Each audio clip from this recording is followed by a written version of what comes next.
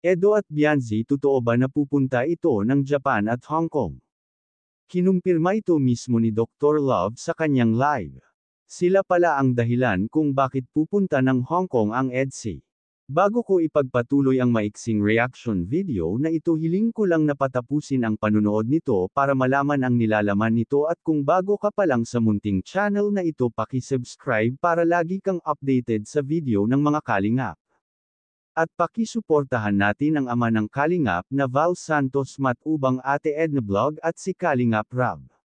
Isang mapagpalang araw sa inyong lahat mga kalingap, at shout out nga pala sa patuloy na sumusuporta sa aking YouTube channel, lalong-lalo na sa mga viewers natin na walang sawang nanunood at sumusuporta. Maraming salamat.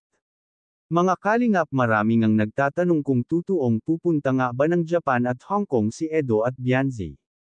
Yes po, totoo po ito, si Dr. Love na mismo ang nagsabi. Dahil po ito sa mga bigatin sponsor ng EDSI, talagang napakayaman ng sponsor ng EDSI, talagang sila ang sumagot sa pagpunta ni Edo at Bianzi sa ibang bansa. Excited na nga raw itong si Bianzi na makarating doon. Dahil ni sa panaginip nito ay hindi sumagi na makarating siya doon. Pero ngayon ito may handang tumulong para makarating siya doon. Kaya naman ay besing-besi si Bianzi ngayon na ayusin ang kanyang passport. Deserve naman ni Bianzi ang mga tulong na dumarating sa buhay niya. Dahil sa napakabait nitong bata at mapagmahal sa pamilya. Pero pasalamat pa din ito kay Edo, dahil kung hindi dahil kay Edo ay baka hanggang sa ngayon ay si Kalingap Rab pa rin ang tumutulong kay Bianzi. Mabuti na lang at nagkaroon ito ng mga mayayaman na sponsor na handang sagutin ang pagpunta ng EDSI sa Japan at Hong Kong. Napakaswerte naman ng dalawang ito.